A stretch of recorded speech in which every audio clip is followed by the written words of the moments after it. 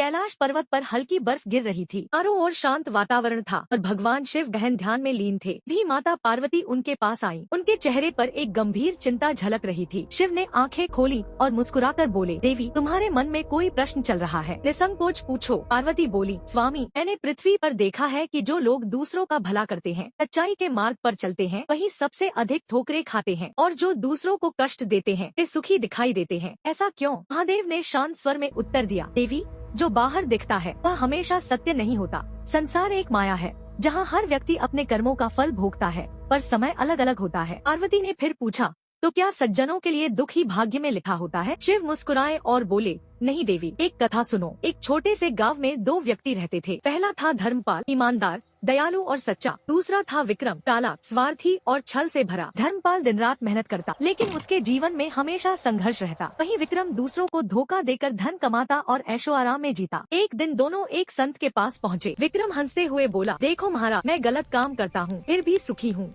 और यह धर्मपाल इतना अच्छा है फिर भी दुखी है, क्या यही न्याय है? संत मुस्कुराए और दोनों को अगले दिन आने को कहा। अगले दिन संत ने धर्मपाल को एक भारी पत्थर उठाने को कहा और कहा, इसे पूरे दिन लेकर चलो। विक्रम को एक हल्का फूल दिया और कहा, इसे संभाल कर रखो। दिन भर धर्मपाल उस पत्थर को लेकर चलता रहा, थक गया, लेकिन उसने हार नहीं मानी। विक्रम फूल लेकर इतराता रहा। शाम को जब दोनों लौटे, संत ने धर्मपाल से कहा, अब इस पत्थर को नीचे रख दो। धर्मपाल ने जैसे ही पत्थर छोड़ा, उसे गहरी राहत और शांति मिली। फिर संत ने विक्रम से कहा, अब इस फूल को सूंघो। जैसे ही उसने फूल सूंघा, उसमें से कांटे निकले और उसके हाथ में चुभ गए। वह दर्द से चीख उठा। संत बोले, धर्मपाल का दुख अस्थायी था, जिसने उसे मजबूत बनाया और अंत में शांति दी, और तुम्हारा सुख दिखने में मीठा था, लेकिन भीतर से कष्ट देने वाला। शिव ने पार्वती की ओर देखा और बोले, देवी अच्छे लोगों का दुख उन्हें तोड़ने के लिए नहीं बल्कि गढ़ने के लिए होता है, और जो छल करते हैं उनका सुख सिर्फ एक भ्रम है जो समय के साथ समाप्त हो जाता है। पार्वती ने मुस्कुराते हुए सिर झुका लिया। अब मैं समझ गई स्वामी, सच्चाई का मार्ग कठिन जरूर है, पर अंत में वही सच्चा सुख देता है। महादेव बोले, याद रखो देवी, जो आत्मा सच्ची होती है